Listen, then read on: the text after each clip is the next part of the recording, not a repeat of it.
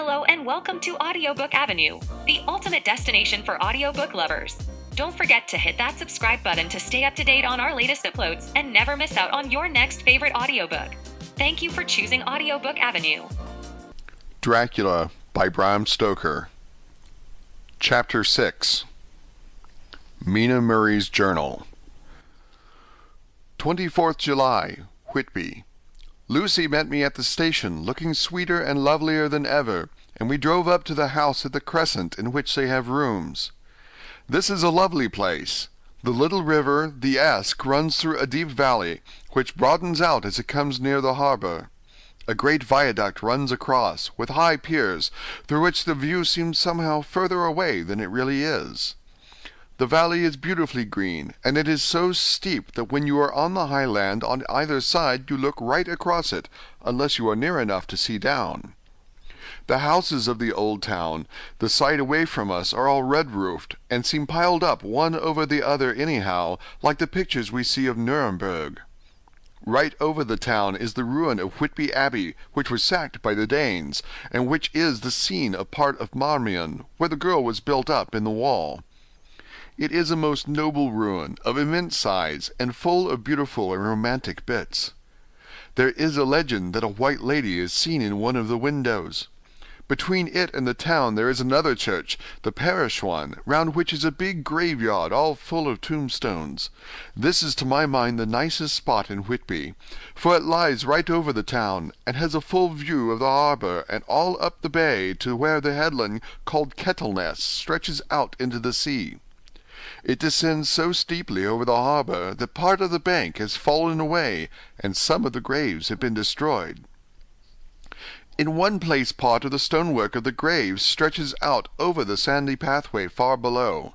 There are walks, with seats beside them, through the churchyard, and people go and sit there all day long, looking at the beautiful view and enjoying the breeze. I shall come and sit here often myself and work. Indeed, I am writing now, with my book on my knee, and listening to the talk of 3 old men who are sitting beside me. They seem to do nothing all day but sit here and talk.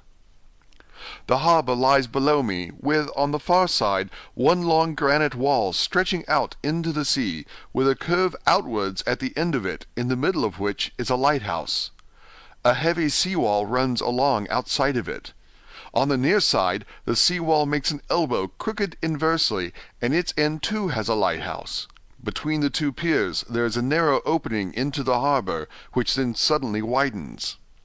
It is nice at high water, but when the tide is out it shoals away to nothing, and there is merely the stream of the Esk, running between banks of sand with rocks here and there. Outside the harbour, on this side, there rises for about half a mile a great reef, the shop of which runs straight out from behind the south lighthouse. At the end of it is a buoy with a bell, which swings in bad weather, and sends in a mournful sound on the wind. They have a legend here that when a ship is lost, bells are heard out at sea. I must ask the old man about this. He's coming this way. He is a funny old man. He must be awfully old, for his face is gnarled and twisted like the bark of a tree. He tells me that he is nearly 100, and that he was a sailor in the Greenland fishing fleet when Waterloo was fought. He is, I'm afraid, a very sceptical person, for when I asked him about the bells at sea and the white lady at the Abbey, he said very brusquely, "I wouldn't fash mysel' about them, miss. Them things be all wore out. Mind, I don't say that they never was, but I do say that they wasn't in my time. They be all very well for comers and trippers and the like, but not for a nice young lady like you. Them feet folks from York and Leeds that be always eatin' curd herrings and drinkin' tea and lookin' out to buy cheap jet would creed out. I wonder mysel' who'll be bothered tellin' lies to them, even the newspapers, which is full of fool talk." I thought he would be a good person to learn interesting things from, so I asked him if he would mind telling me something about the whale fishing in the old days. He was just settling himself to begin when the clock struck 6, whereupon he laboured to get up and said, "I must be gang agin Lloyd's home now, miss. My granddaughter doesn't like to be kept waiting when the tea is ready, for it takes me time to clamel aboon the grease, for there be a many of them, and miss, I lack belly timber sairly by the clock." He hobbled away, and I could see him hurrying as well as he could down the steps. The steps are a great feature on the place. They lead from the town to the church. There are hundreds of them. I do not know how many, and they wind up in a delicate curve. The slope is so gentle that a horse could easily walk up and down them. I think they must originally have had something to do with the abbey. I shall go home too. Lucy went out visiting with her mother, and as they were only duty calls, I did not go. 1st of August. I came up here an hour ago with Lucy, and we had a most interesting talk with my old friend and the 2 others who always come and join him. He is evidently the Sir Oracle of them, and I should think must have been in his time a most dictatorial person. He will not admit anything, and down-faces everybody. If he can't out-argue them, he bullies them, and then takes their silence for agreement with his views. Lucy was looking sweetly pretty in her white lawn frock. She has got a beautiful color since she has been here. I noticed that the old men did not lose any time in coming and sitting near her when we sat down. She is so sweet with old people. I think they all fell in love with her on the spot. Even my old man succumbed and did not contradict her, but gave me double share instead. I got him on the subject of the legends, and he went off at once into a sort of sermon. I must try to remember it and put it down. It be all fool talk, lock, stock, and barrel. That's what it be, and naught else. These bands and wafts and bourghosts and bar-guests and a belderin, they be naught but airblibs. They and all grams and signs and warnings be all invented by parsons and ilsome bark bodies and railway tartars to scare and scunner halflings, and to get folks to do something that they don't other incline to. It makes me ireful to think of them. Why, it's them that, not content with printing lies on paper and preaching them out of pulpits, that's want to be cutting them on the tombstones. Look here, all around you in that earthly well. All them stains holding up their heads as well as they can out of their pride is a cant simply tumbling down with the weight of the lies wrote on them. Here lies the body, or sacred to the memory, wrote on all of them, and yet in that half of them there bean't no bodies at all, and the memories of them bean't cared a pinch of snuff about, much less sacred. Lies, all of them, nothing but lies of one kind or another. My God, but it'll be a queer scarlement at the day of judgment when they come tumbling up in their death socks, all drooped together, and trying to drag their tombstains with them to prove how good they was, some of them trembling and dithering, with their hands dozened and slippery from lying in the sea that they can't even keep their grip on them. I could see from the old fellow's self-satisfied air, and the way in which he looked round for the approval of his cronies, that he was showing off, so I put in a word to keep him going. "Oh, Mr. Swales, you can't be serious. Surely these tombstones are not all wrong." "Yablins! There may be a poorish few not wrong, saving where they make out the people too good, for there be folk that do think a bonbon be like the sea, if only it be their own. The whole thing be only lies. Now look you here. You come here a stranger, and you see this kirkgarth." I nodded, for I thought it better to assent, though I did not quite understand his dialect. I knew it had something to do with the church. He went on, "And you consent that all these stains be aboon folk that be helped here, snod and snog?" I assented again. "Then that be just where the lie comes in. Why, there be scores of these laybeds that be troom as old Dunn's bacca-box on Friday night." He nudged one of his companions, and they all laughed. "And my God, how could there be otherwise? Look at that one, the athos abaft the beer bank. Read it." I went over and read, "Edward Spencelagh, Master Mariner, murdered by pirates off the coast of Andres, April 1854, age 30. When I came back, Mr. Swales went on, "Who brought him home, I wonder, to hap him here? Murdered off the coast of Andres, and you consented his body lay under. Why, I could name ye a dozen whose bones lie in the Greenland seas above," he pointed northwards, "or where the currents may have drifted them. There be the stains around ye. Ye can with your young eyes read the small print of the lies from here. This Braithwaite Lowry, I knew his father, lost in the Lively off Greenland in '20. Or Andrew Woodhouse, drowned in the same seas in 1777. Or John Paxton, drowned off Cape Farewell a year later. Or old John Rowlings, whose grandfather sailed with me, drowned in the Gulf of Finland in '50. Do you think that all these men will have to make a rush to Whitby when the trumpet sounds? I have me anthems about it. I tell you that when they got here, they'd be jumbling and jostling one another, the way that it would be like a fight up on the ice in the old days, when we be at one another from daylight to dark, and trying to tie up our cuts by the aurora borealis. This was evidently local pleasantry, for the old man cackled over it, and his cronies joined in with gusto. But, I said, surely you are not quite correct, for you start on the assumption that all the poor people, or their spirits, will have to take their tombstones with them on the day of judgment. Do you think that that will be really necessary? Well, what else be the tombstones for? Answer me that, miss. To please their relatives, I suppose. To please their relatives, you suppose? This he said with intense scorn. How will it pleasure their relatives to know that lies is wrote over them, and that everybody in the place know that they be lies? He pointed to a stone at our feet, which had been laid down as a slab, on which the seat was rested, close to the edge of the cliff.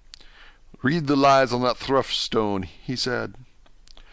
The letters were upside down to me from where I sat, but Lucy was more opposite to them, so she leant over and read, Sacred to the memory of George Cannon, who died in the hope of glorious resurrection on July 20th, 1873, falling from the rocks at Kettleness. This tomb was erected by his sorrowing mother to her dearly beloved son. He was the only son of his mother, and she was a widow. Really, Mr. Swales, I don't see anything very funny in that. She spoke her comment very gravely and somewhat severely. You don't see aught funny, ha ha! But that's because you don't gone the sarnin mother was a hellcat that hated him because he was a crooked, a regular lamenter he was, and he hated her so that he committed suicide in order that she mightn't get an insurance she put on his life. Blew nigh the top of his head off with an old musket that they had for scaring crows with.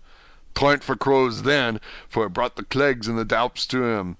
That's the way he fell off the rocks. And as to hopes of a glorious resurrection, I've often heard him say myself that he hoped he'd go to hell, for his mother was so pious that she'd be sure to go to heaven, and he didn't want to idle where she was. Now isn't that stone at any rate, he hammered it with his stick as he spoke, a pack of lies? And won't it make Gabriel cackle when Geordie comes panting out the race with the tombstone balanced on his hump and asked to be took as evidence? I did not know what to say.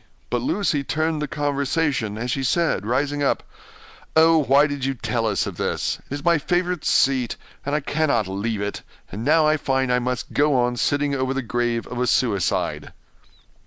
That won't harm you, my pretty, and it may make poor Geordie gladsome to have so trim a lass sitting on his lap. That won't hurt ye. Why, I've sat here off and on for nigh 20 years past, and it hasn't done me no harm. Don't you fash about them as lies under ye, or there doesn't lie there either. It'll be time for you to be getting scart when you see the tombstones all run away with, and the place as bare as a stubble field. There's the clock, and I must gang. Make a service to ye, ladies. And off he hobbled. Lucy and I sat a while, and it was all so beautiful before us that we took hands as we sat, and she told me all over again about Arthur and their coming marriage. That made me just a little heartsick, for I haven't heard from Jonathan for a whole month. The same day. I came up here alone, for I am very sad. There was no letter for me. I hope there cannot be anything the matter with Jonathan. The clock has just struck 9. I see the lights scattered all over the town, sometimes in rows where the streets are, and sometimes singly. They run right up the Esk and die away in the curve of the valley.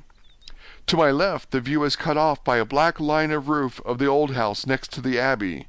The sheep and lambs are bleating in the fields away behind me, and there is a clatter of donkeys' hooves up the paved road below.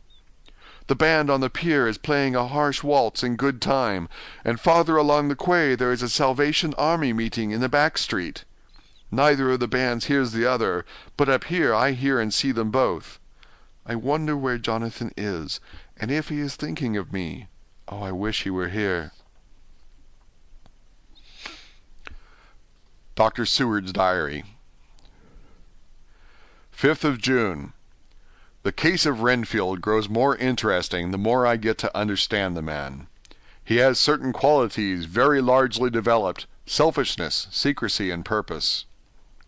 I wish I could get at what is the object of the latter. He seems to have some settled scheme of his own, but what it is I do not know. His redeeming quality is a love of animals, though, indeed, he has such curious turns in it that I sometimes imagine he is only abnormally cruel. His pets are of odd sorts. Just now his hobby is catching flies. He has at present such a quantity that I have had myself to expostulate. To my astonishment, he did not break out into a fury, as I expected, but took the matter in simple seriousness. He thought for a moment, and then said, "May I have 3 days? I shall clear them away." Of course I said that would do. I must watch him. 18th of June. He has turned his mind now to spiders, and has got several very big fellows in a box. He keeps feeding them his flies, and the number of the latter is becoming sensibly diminished, although he has used half his food in attracting more flies from outside to his room. 1st of July. His spiders are now becoming as great a nuisance as his flies, and today I told him that he must get rid of them. He looked very sad at this, so I said that he must, some of them, at all events. He cheerfully acquiesced in this, and I gave him the same time as before for reduction. He disgusted me much while with him, for when a horrid blowfly, bloated with some carrion food, buzzed into the room, he caught it, held it exultantly for a few moments between his finger and thumb, and before I knew what he was going to do, put it in his mouth and ate it. I scolded him for it, but he argued quietly that it was very good and very wholesome, that it was life, strong life, and gave life to him. This gave me an idea, or the rudiment of one. I must watch how he gets rid of his spiders. He has evidently some deep problem in his mind, for he keeps a little notebook in which he is always jotting down something. Whole pages of it are filled with masses of figures, generally single numbers added up in batches, and then the totals added in batches again, as though he were focusing some account, as the auditors put it. 8th of July. There is a method in his madness, and the rudimentary idea in my mind is growing. It will be a whole idea soon, and then, O unconscious cerebration, you will have to give the wall to your conscious brother. I kept away from my friend for a few days, so that I might notice if there were any change. Things remain as they were, except that he has parted with some of his pets, and got a new one. He has managed to get a sparrow, and has already partially tamed it. His means of taming is simple, for already the spiders have diminished. Those that do remain, however, are well fed, for he still brings in the flies by tempting them with his food. 19th of July. We are progressing. My friend has now a whole colony of sparrows, and his flies and spiders are almost obliterated. When I came in, he ran to me and said he wanted to ask me a great favor, a very, very great favor, and as he spoke, he fawned on me like a dog. I asked him what it was, and he said, with a sort of rapture in his voice and bearing, "A kitten, a nice little sleek playful kitten, that I can play with, and teach, and feed, and feed, and feed." I was not unprepared for this request, for I had noticed how his pets went on increasing in size and vivacity, but I did not care that his pretty family of tame sparrows should be wiped out in the same manner as the flies and spiders. So I said I would see about it, and asked him if he would not rather have a cat than a kitten. His eagerness betrayed him as he answered, "Oh, yes, I would like a cat. I only asked for a kitten lest you should refuse me a cat. No one would refuse me a kitten, would they?" I shook my head, and said that at present I feared it would not be possible, but that I would see about it. His face fell, and I could see a warning of danger in it, for there was a sudden fierce, sidelong look which meant killing. The man is an undeveloped homicidal maniac. I shall test him with his present craving, and see how it will work out, and then I shall know more. 10 p.m. I have visited him again, and found him sitting in a corner brooding. When I came in, he threw himself on his knees before me, and implored me to let him have a cat, that his salvation depended upon it. I was firm, however, and told him that he could not have it, whereupon he went, without a word, and sat down, gnawing his fingers in the corner where I had found him. I shall see him in the morning early. 20th of July. Visited Renfield very early, before attendant went his rounds. Found him up and humming a tune. He was spreading out his sugar, which he had saved, in the window, and was manifestly beginning his fly-catching again, and beginning it cheerfully and with a good grace. I looked around for his birds, and not seeing them, asked him where they were. He replied without turning round that they had all flown away. There were a few feathers about the room, and on his pillow a drop of blood. I said nothing, but went and told the keeper to report to me if there were anything odd about him during the day. 11 a.m. The attendant has just been to see me to say that Renfield has been very sick and has disgorged a whole lot of feathers.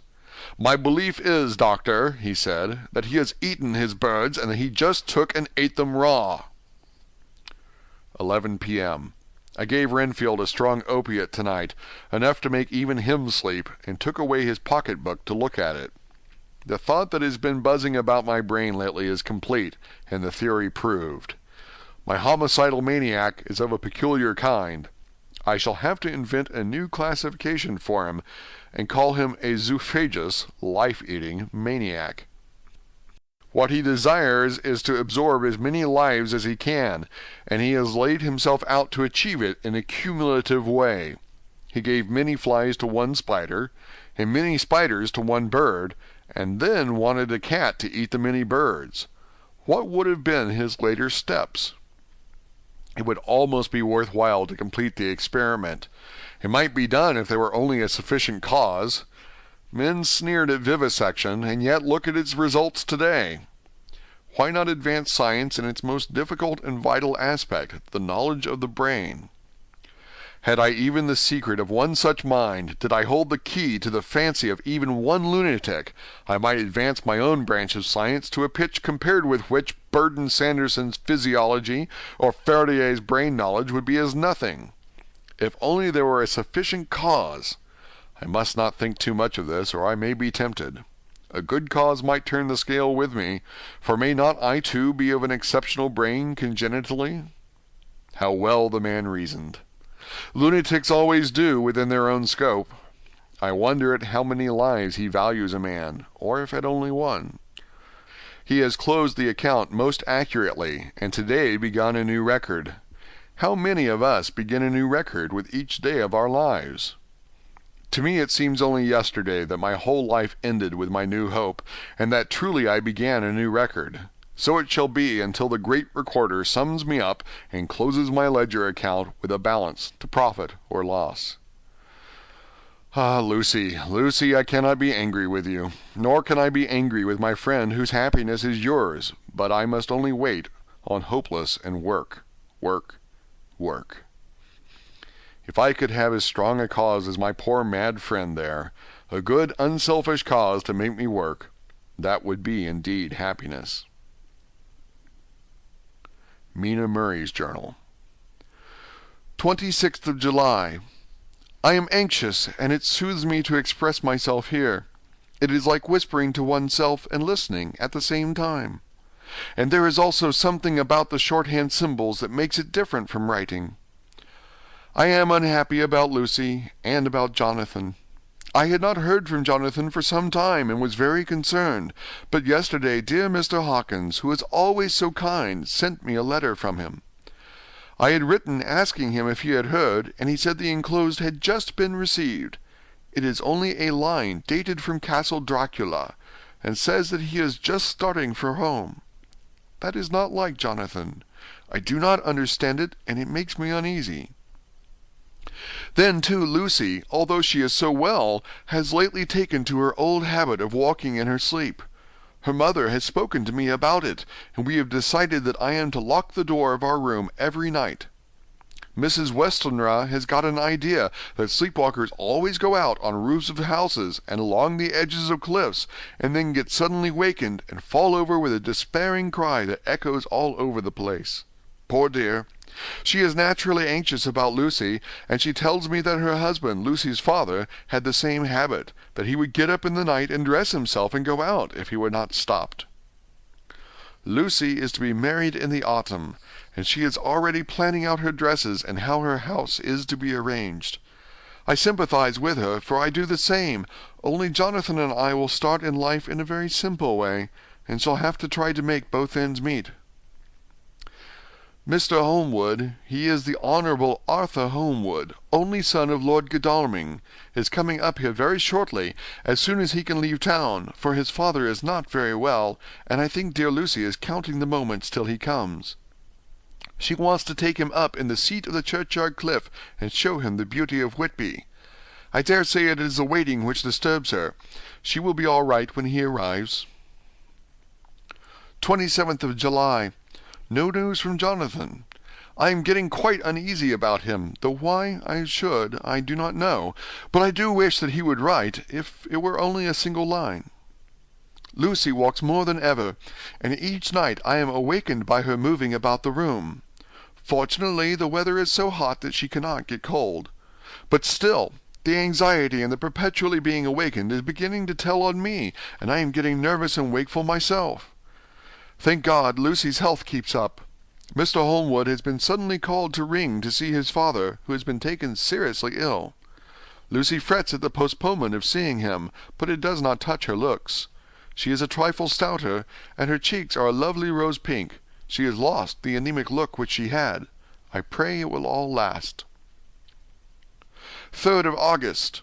Another week gone by, and no news from Jonathan, not even to Mr. Hawkins, from whom I have heard. Oh, I do hope he is not ill. He surely would have written. I look at that last letter of his, but somehow it does not satisfy me. It does not read like him, and yet it is his writing. There is no mistake of that. Lucy has not walked much in her sleep the last week, but there is an odd concentration about her which I do not understand. Even in her sleep she seems to be watching me. She tries the door, and finding it locked, goes about the room, searching for the key. 6th of August. Another 3 days, and no news. The suspense is getting dreadful.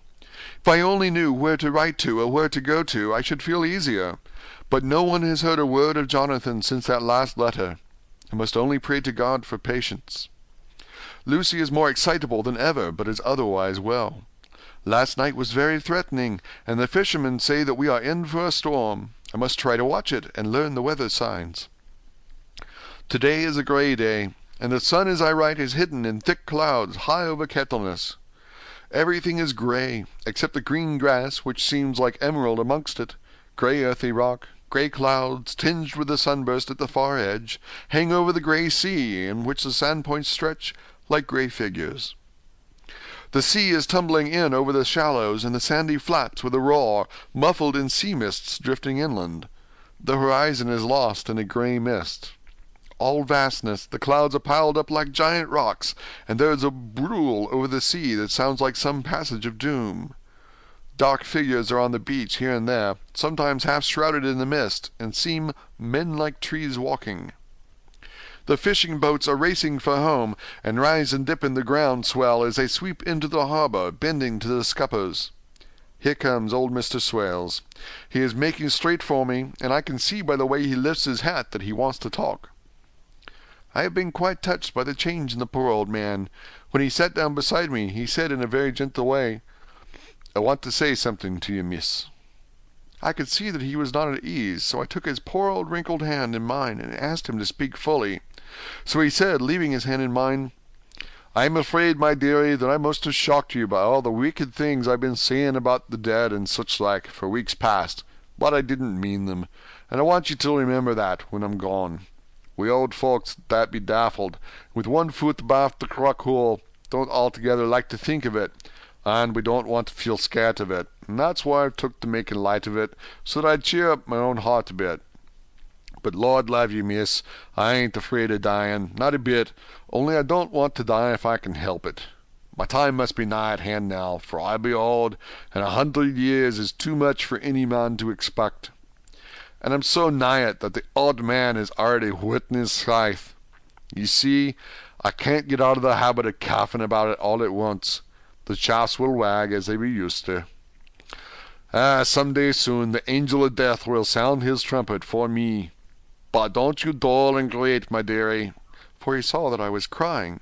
"If he should come this very night, I'd not refuse to answer his call. For life be after all only a waitin' for something else than what we're doing, and death be all that we can rightly depend on. But I'm content, for it's comin' to me, my dearie, and comin' quick. He may be comin' while we be lookin' and wonderin'. Maybe it's in that wind out over the sea that's bringin' with it loss and wreck and sore distress and sad hearts. Look, look!" he cried suddenly. "There's something in that wind and in the host beyond that sounds, and looks and tastes and smells like death. It's in the air. I feel it comin'. Ah, Lord, make me answer cheerful when my call comes." He held up his arms devoutly and raised his hat. His mouth moved as though he were praying. After a few minutes' silence, he got up, shook hands with me, and blessed me, and said good-bye, and hobbled off. It all touched me and upset me very much. I was glad when the coast-guard came along with his spy-glass under his arm. He stopped to talk with me as he always does, but all the time kept looking at a strange ship. "I can't make her out," he said. "She's a Russian by the look of her. But she's knocking about in the queerest way. She doesn't know her mind a bit. She seems to see the storm coming, but can't decide whether to run up north in the open or to put in here. Look there again. She has steered mighty strangely, for she doesn't mind the hand on the wheel, changes about with every puff of wind. We'll hear more of her before this time tomorrow." End of chapter 6. Thank you for listening to the audiobook on at Audiobook Avenue. Don't forget to subscribe to the channel to stay up to date on new releases.